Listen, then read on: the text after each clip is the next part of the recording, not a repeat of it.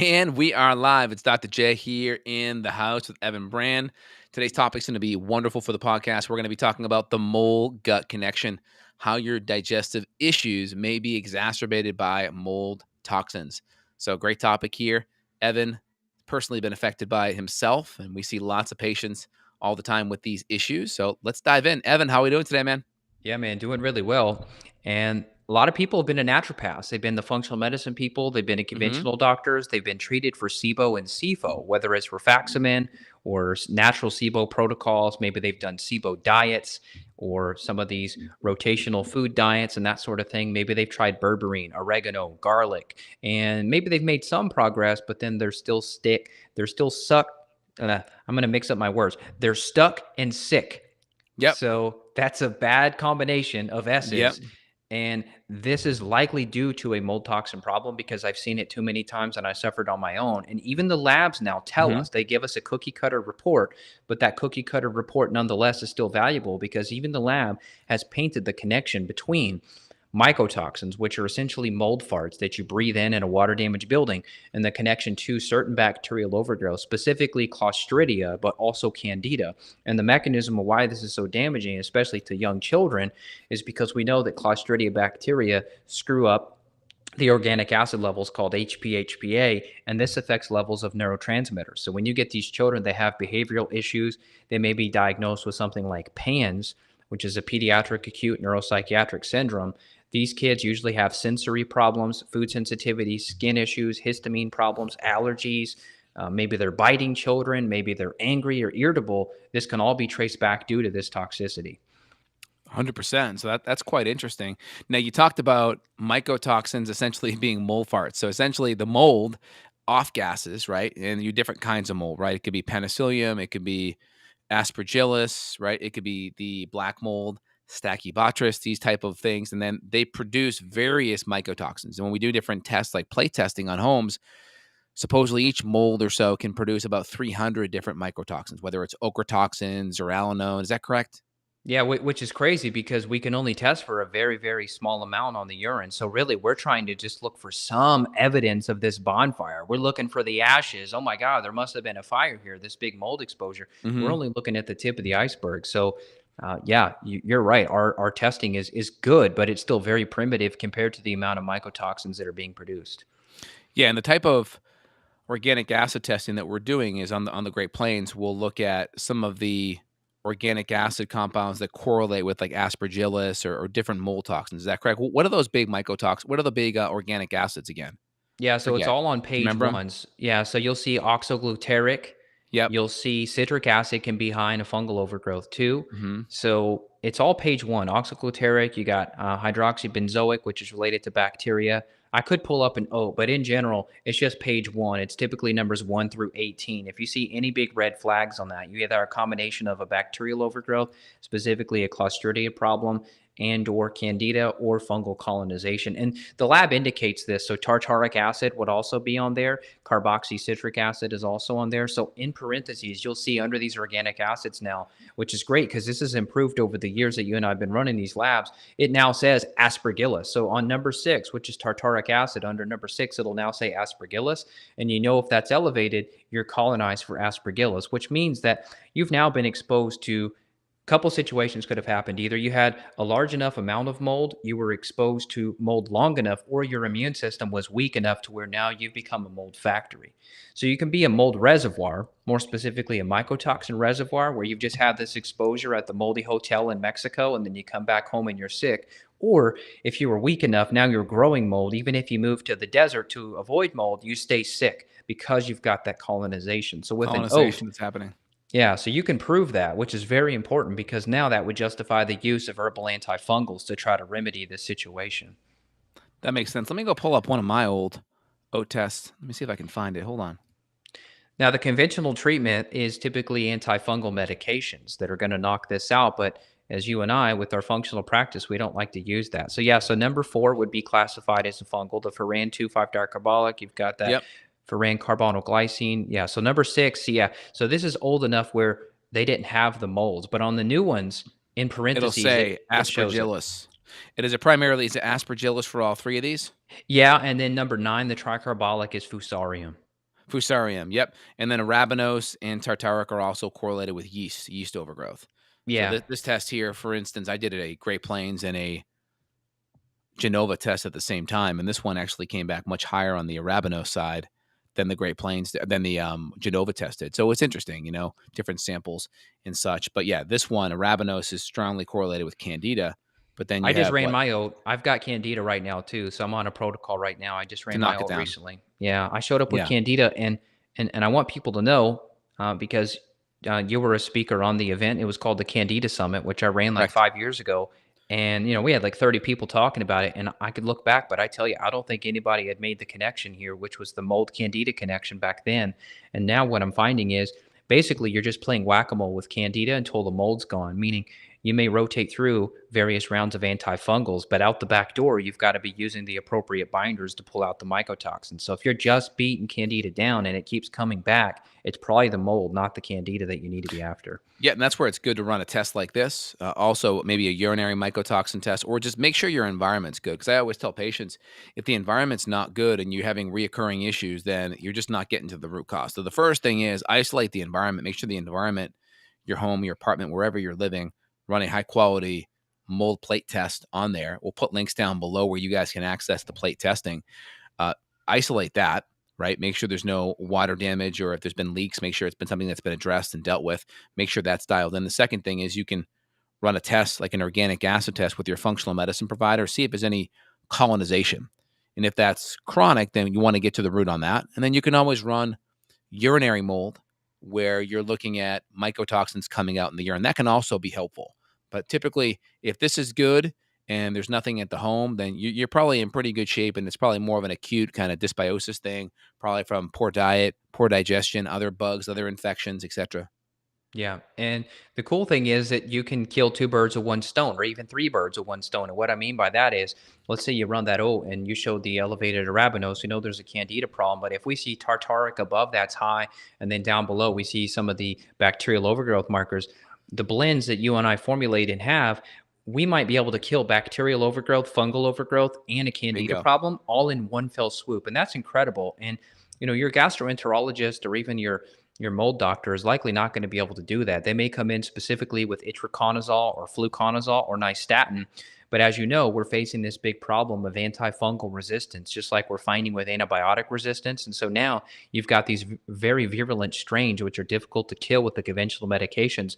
You and I've talked about this before, but the long story short of it is all the different alkaloids and terpenes and beneficial nutrients in the plants, those don't have this resistance problem. And if you're mixing this herb and that herb and that herb, it's not 1 + 1 = 2, it's 1 + 1 = 10. You get this Yeah. synergistic effect.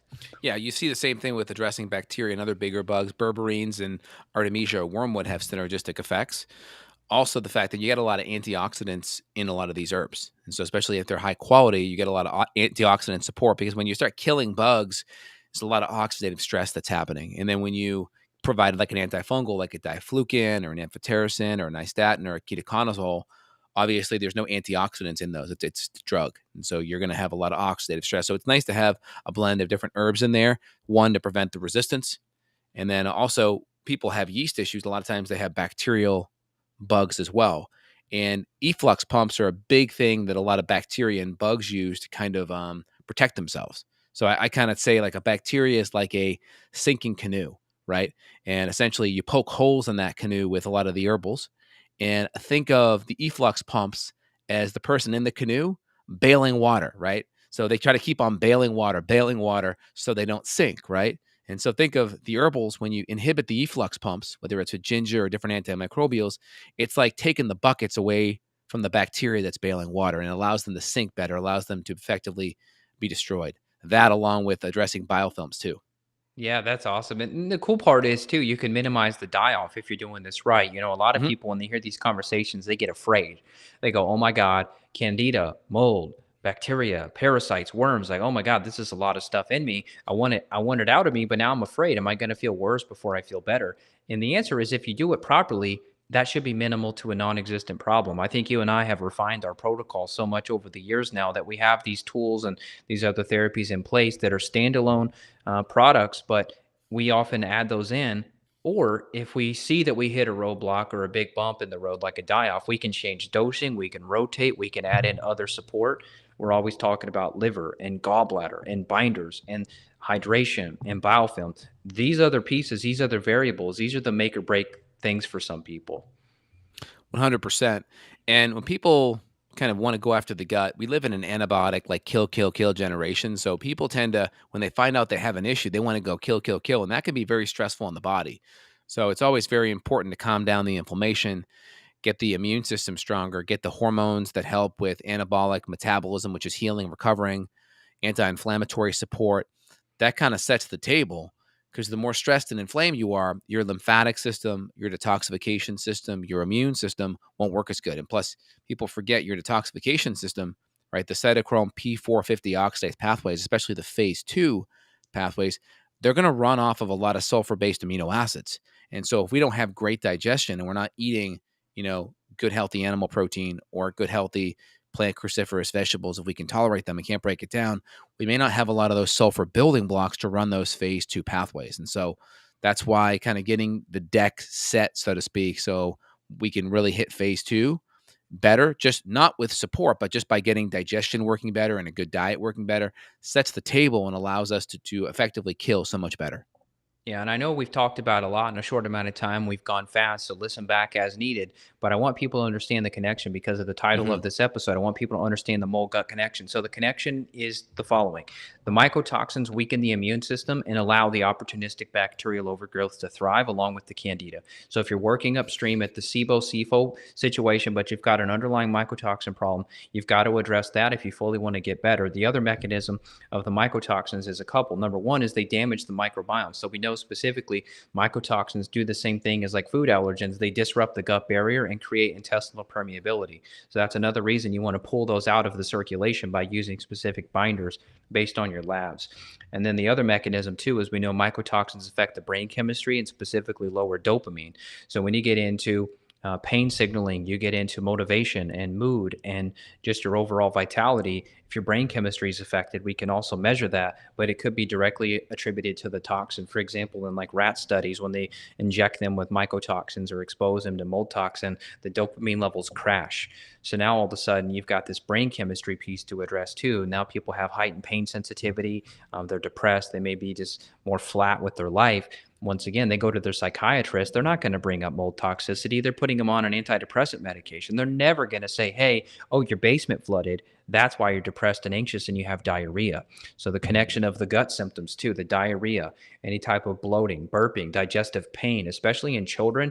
Children don't use the same language as adults. So if your child is complaining about stomach pain, that could be one clue that there's something related. That was my issue for my daughter Summer. She was complaining of tummy aches, so we did run stool on her. She did have H. pylori when she was 2. We tested real high. Maybe I gave it to her sharing water bottles or something, but either way, we took care of that. And then stomach pain was continuing. That was when we had got exposed to mold. Luckily, I got her on binders. Now she's in a better place. So I've seen it unfortunately with my own kids, and it's stressful to see your kids suffer, but it's a good lesson. It's a good learning lesson that your children are not crazy. And if your kid's complaining of a chronic issue like this with pain, consider this as a possibility, especially if you as the mother are toxic, because the toxins go through the placenta and they also go through breast milk. So if you have your own digestive, skin, whatever problems, mood problems, and your kid has similar issues as you, well, it could be the generational passing of toxins. So let's go over that mechanism one more time with dopamine. So obviously, dopamine's a neurotransmitter, and when we're chronically stressed, physical, chemical, or emotional, dopamine can go downstream and get converted into adrenaline, which kind of helps manage the acute stress response. Is it just the fact that the mold is inflammatory and creating a stress response and activating the sympathetic nervous system that the dopamine is being taken and depleted downstream, or is there something else? I want to make sure I get that mechanism hammered down. I don't know. Type in rat dopamine mold or rat dopamine mycotoxin. See if you can find it. There were several papers on this. I don't know if they discussed the mechanism in it or not. My assumption would be that it's multifactorial. I think the big mechanism would be that the mycotoxins affecting the gut barrier, then affecting nutrient absorption, and then there's likely less amino acid conversion to dopamine. So I'm thinking it's more of a malabsorption problem. But also we know that ochratoxin, for example, Like damages like the like brain. malabsorption, like it's affecting, affecting the absorption of protein in the gut. Yeah, I think that's one mechanism. I think the other mechanism would be direct brain damage. We know that ochratoxin, for example, damages the cerebellum. We know that the verrucarin and the stachybotrys mycotoxins affect the brain and the prefrontal cortex, which impairs like your ability to think clearly. So I think it's both. I think it's the gut damage, and I think it's the direct brain damage too.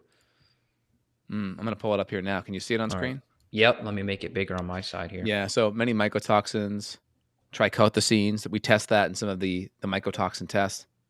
Yeah, induced neuronal cell apoptosis. So some of that could be you're just causing the cells in the brain, and especially the substantia nigra of the midbrain. That's where dopamine cells are being produced. Some of it could be apoptosis. That means programmed cell death and or inflammation in the olfactory epithelium. Isn't that Interesting. So it crazy? seems to be a neurodegenerative.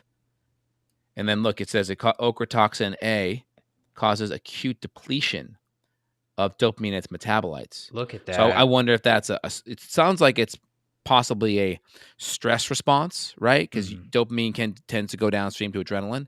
Could be a almost like an autoimmune response because you're having apoptosis. This is neuronal cell death, programmed death. This is part of the reason why apoptosis is important, right? Because if you don't have good immune function, this is how cancer forms, right? Your immune system helps program cells to die when they need to die. This is apoptosis, but if you can't do that, then cells can overgrow. Hence, you have a tumor, right? And so this is actually happening to unhealthy or to very healthy tissue that you need to be functionally healthy that produce the dopamine in the midbrain. Yeah, So look at that very too. interesting. Talking about the hippocampus too. We know the hippocampi. Memory, You've got two of them. This is why memory. a lot of people have brain fog problems, and also I would say that short-term to long-term conversion is Yep. is impaired. Can you see this one here, the mold inhalation one? I'm Let me just seeing that switch. you're highlighted on the hippocampus word for Let now. me let me switch back to the other one here. Okay. This is mold inhalation. This is interesting. Let's go pull this up. All right. Mold inhalation causes innate immune activation, neural, cognitive, and emotional dysfunction. So This is this is pretty new, important. July 2020 paper here, so relatively Yeah. new. Yeah. So the ability to mold to cause such symptoms is controversial since no published research has examined the effects of controlled mold exposure on the brain. Patient symptoms following mold exposure are indistinguishable from those caused by innate immune activation by bacterial or viral exposure. Interesting. So in this study here, they added in, see here, toxic and non-toxic mold stimuli would cause innate immune activation with concomitant neural effects and cognitive and emotional behaviors. We intranasally administered intact Stachybotrys, this is black mold, Oh, extracted non-toxic Stachybotrys spores, and a saline vehicle to mice. you don't As want to be that predicted, mouse. wow, no, as predicted, intact spores increase interleukin 1 beta, immune reactivity in the hippocampus. Both spore types decrease neurogenesis. This is forming new neurons in the brain and cause striking contextual memory deficits in young mice while decreasing pain thresholds. So this, in other words, saying causing more pain in the body. So if you have mold exposure, joint pain could happen, right? And of And course, check enhancing out the next line auditory too. and Look enhancing at the auditory acute memory in older mice. look at the Non-toxic spores, anxiety. yeah, also increase anxiety-like behavior. Levels of hippocampal immune function correlated with decreased neurogenesis. That's creating new neurons in the brain. Contextual memory deficits, right? Obviously, less memory, and or enhanced auditory cued feared memory. I wonder what that means. Maybe it's just like you're more sensitive to external stimuli. I read Innate that. immune Yeah, I read that as sound sensitivity, which is sound definitely sensitivity, yeah part of the right? toxin and light sensitivity too. So people will often have to wear sunglasses even when Yep. it's not very bright. You and I've talked about that in the context of adrenals years ago, but that's also a mold toxin thing. Yep. And innate immune activation may explain how both toxic mold and non toxic mold skeletal elements cause cognitive and emotional decline. So it's really important. We don't want to be in an area where there's a bunch of mold toxins. And we could do a whole other podcast on how to mitigate mold toxins as a whole. I mean, of course, get your home tested. That's the first thing. If you have water damage, make sure it's mitigated by a professional right away because mold starts to form when sitting water in as little as 2 days. Got to make sure that's under control.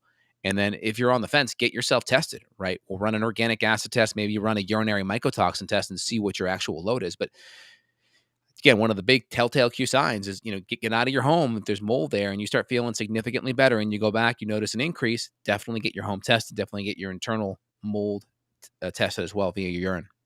Yeah. Well, I know we got to wrap this thing up. We got calls to get to, but I hope this is helpful for people. We can always get geekier and dive deeper and go longer, but I think you guys get the gist here. The connection of the brain toxicity, the gut damage. There's a mitochondrial element with the chronic fatigue piece. So if you are suffering from any chronic issue, whether it's mood, like depression, anxiety, energy problems like chronic fatigue, low libido, poor erectile function, cold hands, cold feet, increased light sensitivity, blurry vision, could be other things, but this is a big smoking gun, and all of us are inside way too much. We're not outside like the Amish are all day. They might have had moldy homes, but they're not breathing it in the majority of the time. They're outside in fresh air where the toxins are diluted. So, us with our indoor lifestyle as modern humans, we're at more risk of this stuff, and our buckets are already full due to pesticides and other toxicity in the environment. So, this is a really, to me, it's an epidemic problem, maybe the biggest one.